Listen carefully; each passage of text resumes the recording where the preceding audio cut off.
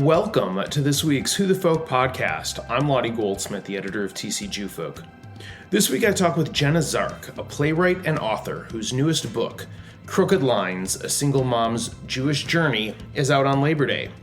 We talk about how her TC Jewfolk essays became the inspiration for the book, and telling a story that resonates regardless of one's religion on this week's Who the Folk podcast. But before we get to Jenna, picture this. Israel 2020, a crowded bus breaks down on the side of a desert highway. Who's sitting next to you and what secret will they reveal? The newest podcast from Unpacked, Homeland, 10 Stories, 1 Israel, will keep you on the edge of your seat as each passenger's story unfolds.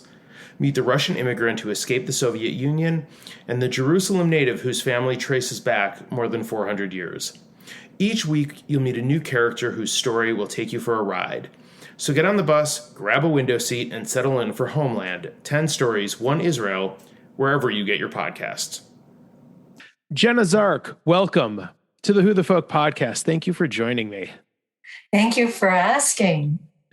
I am very excited to talk to you. I've been reading your work on TC Jewfolk for a very long time. You are one of, if not the first, sort of regular column / essay type writers that we had here at Jewfolk when we started 13 years ago. Right. And many of the essays that you wrote way back in the day for TC Jewfolk are now part of your new book, Crooked Lines, A Single Mom's Jewish Journey, that comes out on Labor Day, September 5th. So this, these next couple of days. So first of all, Mazel Tov on the book. Thank you. And I guess, what was it about the writing that you had done that you thought would be good to sort of compile into what is coming out this week? Well, when I started, the founder of TC Jewfolk, Leora Maccabee, asked if I had anything I'd like to say with Jewish content. She told me she was starting this blog. And I said, well, let me think about it. And I think the very first piece I wrote, which did not get into the book at all and had, was not from my personal experience, was about Gilad Shalit. And I remember writing my feelings about it. And, I had gone to presentation about him. And this young man was on my mind, and I went home and I wrote about it. And I remember calling her and saying, well, I wrote this piece. I don't know, should we do it? And she said, absolutely. And let's put it up tomorrow at 8 a.m. And it was just, I felt at that point that I'd kind of found a home a little bit. And it was a home for writing about Jewish-related subjects that I'd never had. I had written plays about Jewish subjects that were produced in different theater companies, but not really where I'd express my opinion about something that really was resonating and important in the Jewish world. And I had been thinking a little bit about how I would process the holidays after a divorce and having a younger child.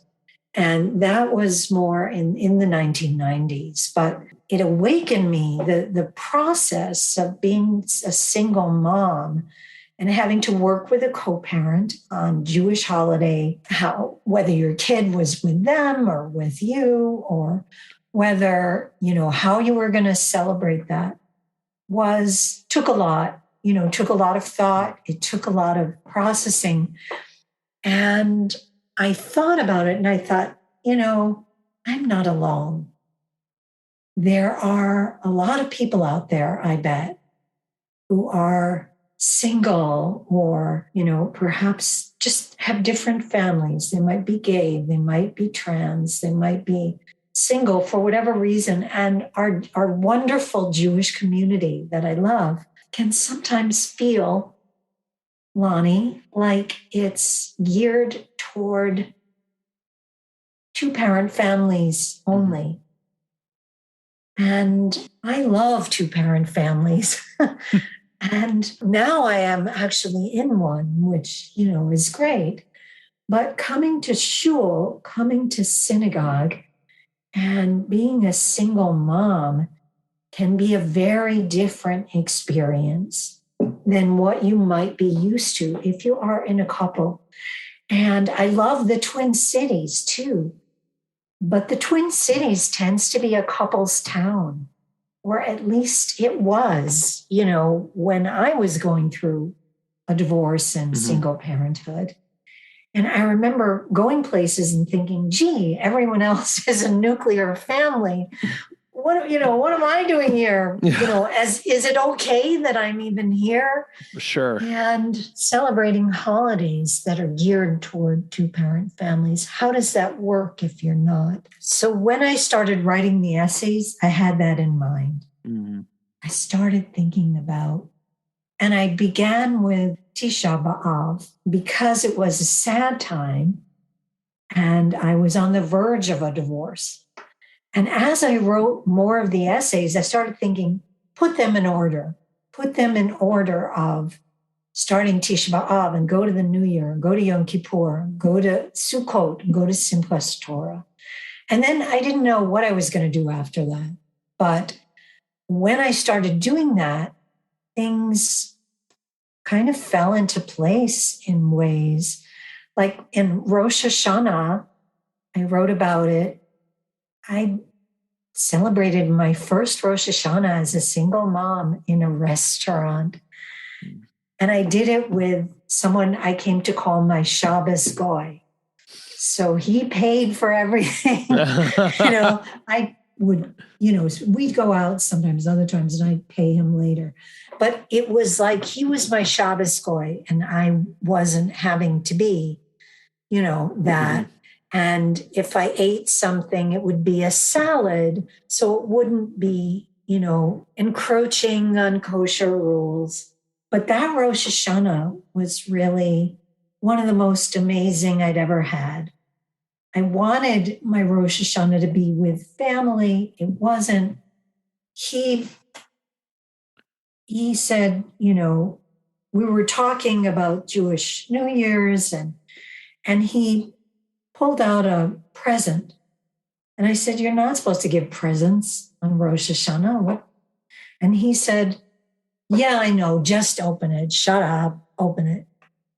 And it was a picture of me at his son's birthday party looking very happy. And he said, you looked so happy. I wanted you to have this to remind you, you can be happy. And then he gave me a check for a sukkah. He gave me the money to buy a sukkah.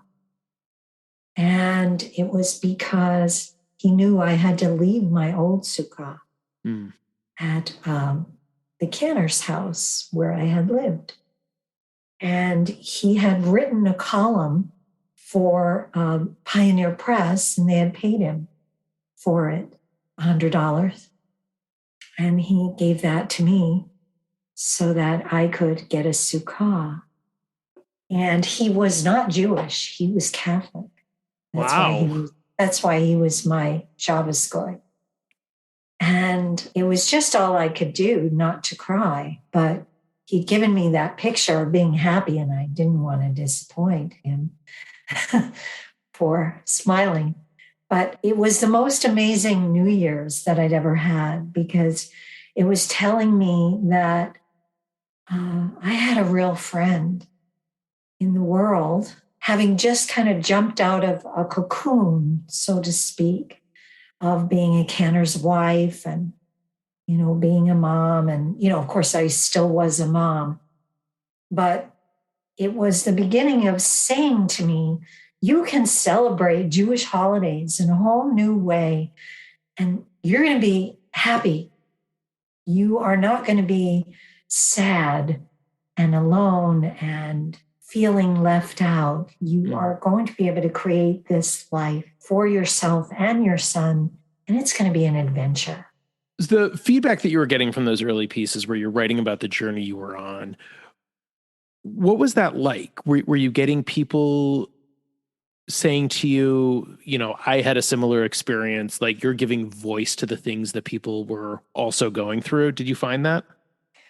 I found people really wanted to engage with me, and they were very interested. I was surprised a little bit at how much people were responding. And it was a little bit funny when I wrote the Tisha B'Av piece, and I had a picture of a woman because she was kind of praying, but her hand was over her face. Someone wrote to me, "Are you okay? Are you okay?" They were really like, and I said, "I really am. I promise. This happened a long time ago, but I am, and that's so kind of you to worry." And I had people with strong responses where they were saying they were interested, and they said, "Did you marry this guy, or is he still in your life, or what happened?"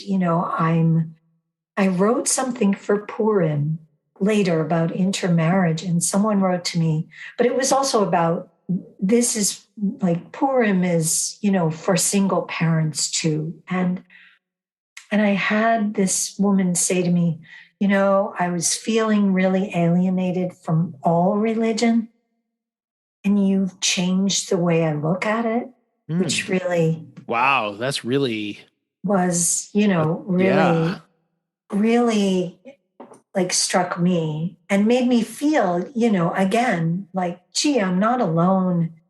There are people who are dealing with this. And so, yes, I did get feedback that said, we're out here, we're trying to find our way, just like you. Well, I mean, it's, and I think the other interesting thing is, because like you had said, is that when you're writing these pieces for Jewfolk, that happened, I don't know, 15 or so years the writings were like 15 years or so after the events that you're writing about. Yeah, they were about, let's see, I started in 2009. So it was about 1995-ish, 6-ish. So, okay. And yeah, but when I wrote it, because I wrote the essays very deliberately, they're not in the book that way.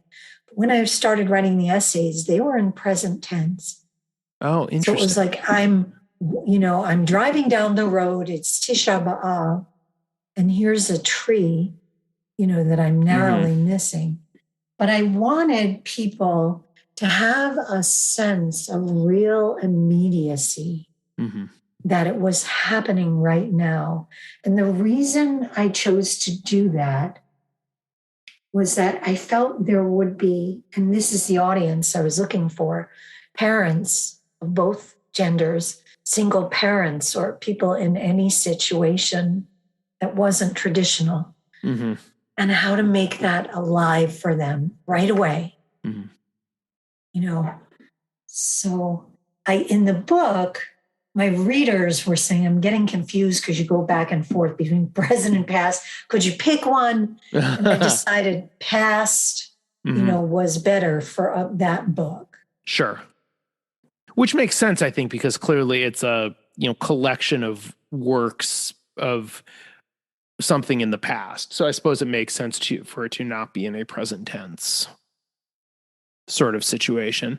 But with this book, though, obviously it's a book of essays, as we've said, but you've done other books. You've done a couple of, sort of middle grade books, and you've done plays. So you're sort of this, you write very much across genres. Was the writing the essays, or at least picking which ones and, putting together this collection, was it harder? Was it easier? Was it just sort of different than doing the other types of works you've done? Well, it was actually delightful. I decided to put them together into a book during the heart of COVID. And we couldn't go anywhere, and theaters were closing, and I couldn't see my dear family members in New York. And it was just, I felt very closed in. And I knew I wanted to write. I thought, well, what better time, to write something. And I was thinking about the third part of the trilogy of middle grade books, but I couldn't get terribly excited about it. I did later, but I thought, oh. And I started thinking about the essays and how when I started writing them, I actually talked to Leora and I said, Leora, maybe one day I am thinking about making this a book.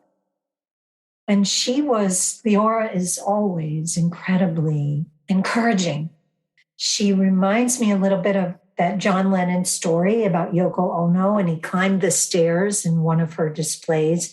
And it said, he opened the little panel or the door and it said, yes. Leora says yes. She says yes to everything in life, which is such a beautiful characteristic. But she said, yes, I think that would be a good idea. And then I sort of left it by the wayside for a long time. But during COVID, I started thinking, maybe this is something I should do and try to get out more publicly than I had before. And I started writing and I started thinking, how does this fit together? Well, it fits together as like a train of holidays and rituals. And once I started putting them together, I thought, this does tell a story. It tells a story of the year of this woman's life and how she is experiencing pain and loss, and at the same time finding new friends, new adventures. She's coming to new realizations about holidays she hasn't thought about in years because she took them for granted. There's a story here, and there's a story of raising a little boy, imparting things to him, trying to show him joy when I didn't always feel it. And then, surprised to me, meeting someone that was really nice. First a friend, he was first a friend, but he indicated to me after a while that he was interested in more of a romantic relationship and how to navigate that if the person isn't Jewish, and that part of the story coming into it. And then the final pieces involving parents' decline and all this through the window. I didn't just want it to be a personal story. I felt that I really wanted to tell a story that was universal so that people, whatever their lives might be like, going through, Jewish people or people interested in Jewish holidays and rituals, it was all through that lens. That was the lens that would hold it together throughout whatever journey anyone is going through that calendar year. So that's how I started thinking this could be a book.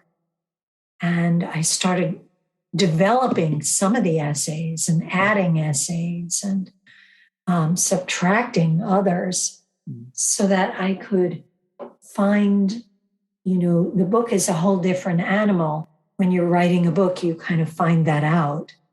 It has to fit together. Right. That's right. As a much larger story than bite-sized pieces, which the essays are. Right.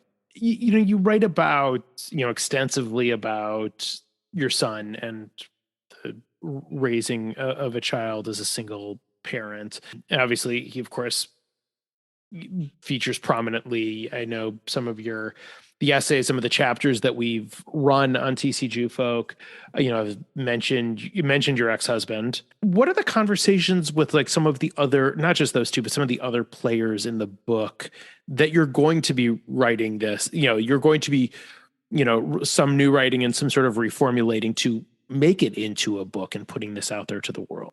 How do you sort of say, hey, remember that piece I wrote 13 years ago? So we're going to be turning it into a book.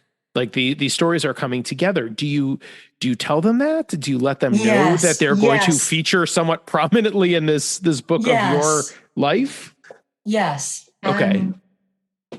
I thought that was important. So I've tried to find nearly everybody.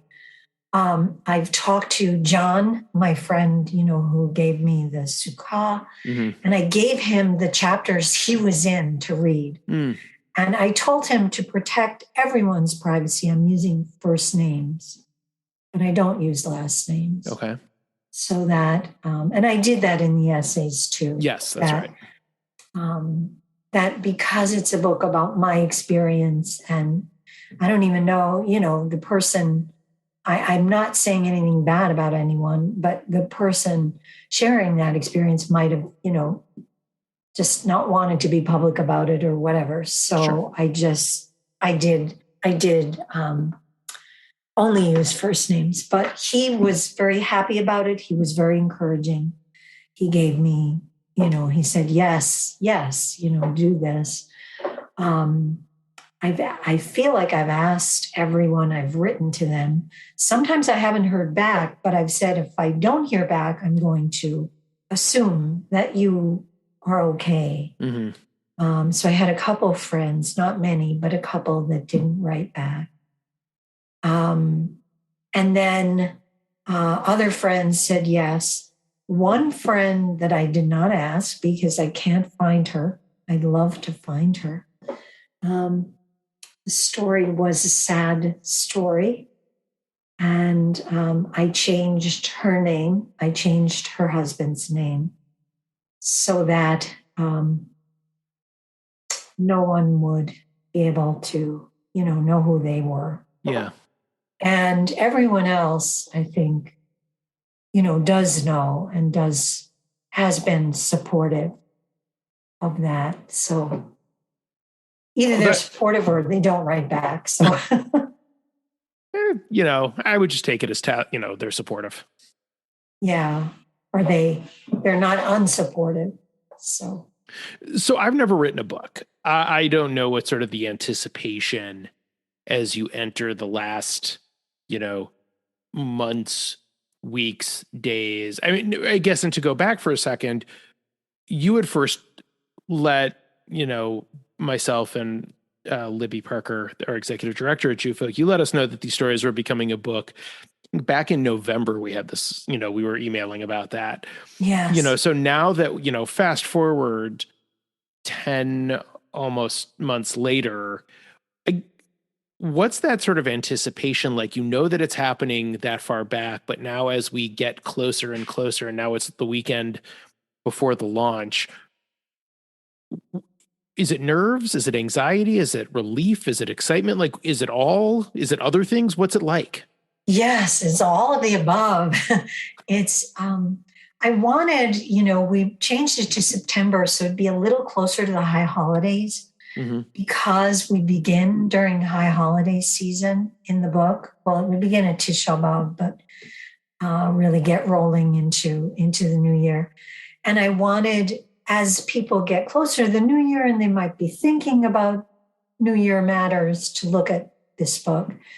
I'm nervous. I feel like, a little like opening night, opening day. I have anxiety. I want to get the word out. I know that a lot of people aren't reading as much as they used to, but I think there are readers out there who are looking for something that might resonate. I tried the book out with some Christian readers, and they came back to me and said they were really excited about what I was writing and they enjoyed reading it. That's great. And I was very excited to hear that. So I am, and I'm very nervous, and I feel like, oh gosh, it's really happening now. Oh my God. I do think there's something that sort of, yes, it's from the perspective of a Jewish woman, and there's Jewish holidays, but I think a lot of the, struggles that happen, particularly over holidays or just simply co-parenting with a former partner is, I think some of those struggles transcend religions. Yes, I think so. Everyone is going to experience, or probably may experience decline, but will experience the death of a parent or, marrying someone of a different faith or raising a son on your own and trying to co-parent, with someone you're not married to, and being in a synagogue by yourself when everyone else seems like they're with someone. And, or being anywhere by yourself. Right. And I think if you take the religion out of it, I think it's a very relatable story. Thank you. And I think that the stories, you can look at it through your own personal lens, but you can definitely, see how it works no matter the faith you practice. So I know the book is just out now, and you want to enjoy the sort of the afterglow of that. But I gotta ask: is there a next project on the horizon now that this one is out to the world?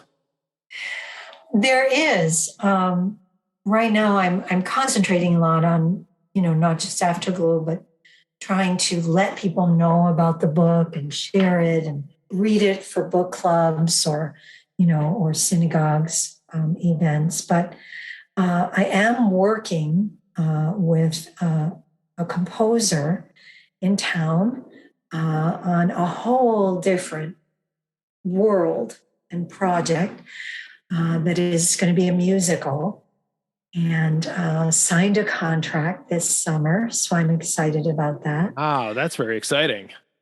It is not a Jewish theme, but it is about a couple that loses their positions. They both do. They're both laid off during the recession of 2008.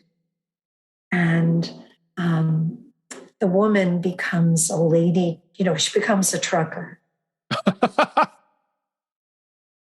And it's a musical? And it's a musical. Awesome. And her husband becomes he sets the stage, he does staging for real estate. Okay. And they were both, she was in HR, he was in, marketing, and their adventures. And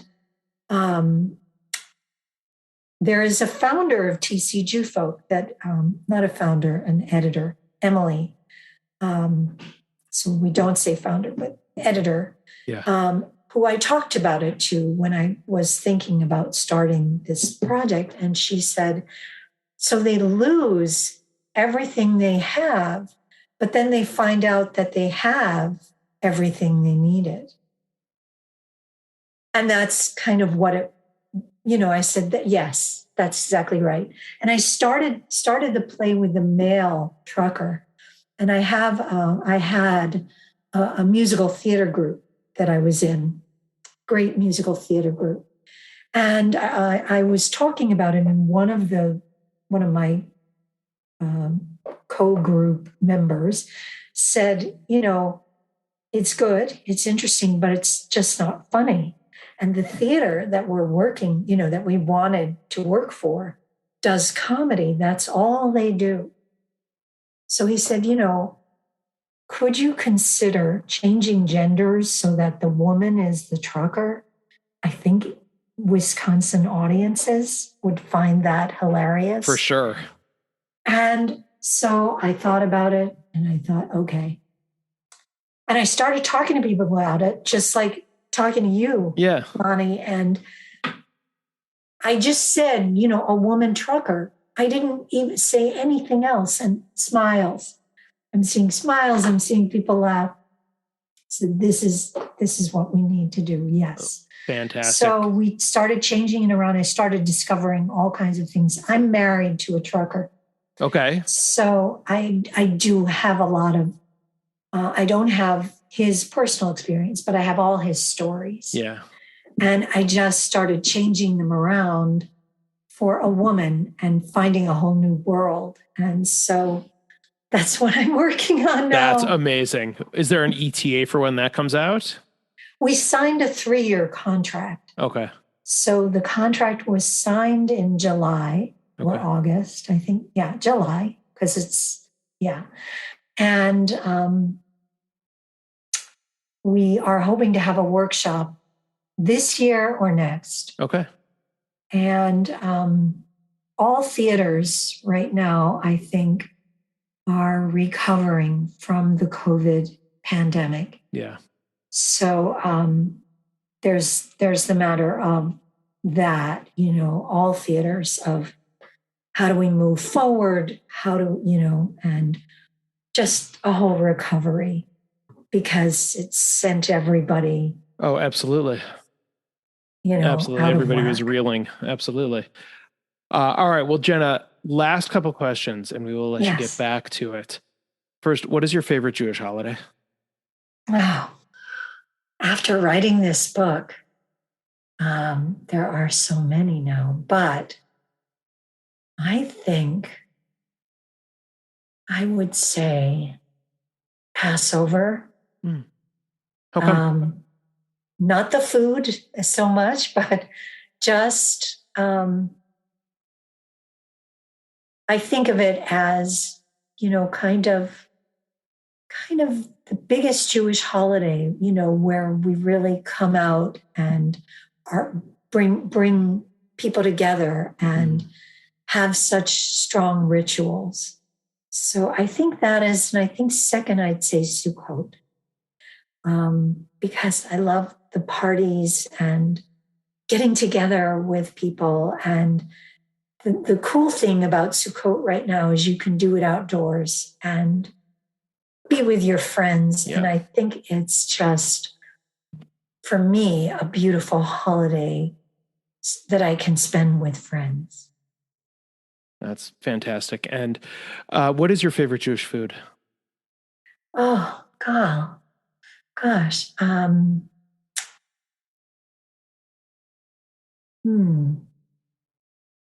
I love noodle pudding, and my friend Stacy makes this incredible kugel. So I just always sort of, on holidays, I think about that. I also like making brisket. I just do. I think it's fun. And we have a slow cooker. So in winter, that's always a really great thing. Yeah, absolutely. Absolutely. Well, Jenna Zark, the book is Crooked Lines, A Single Mom's Jewish Journey. It is out on Labor Day. Thank you so much for joining me and Mazel Tov on the book. This was very, very exciting. Thank you. Thank you for talking with me. The Who the Folk podcast is part of the Jewfolk Podcast Network, a product of Jewfolk Inc. Please subscribe, rate, and review the show wherever you get your podcasts. If you have suggestions for other podcast guests, please email them to me at editor@tcjewfolk.com. For our other shows, check out tcjewfolk.com/podcast.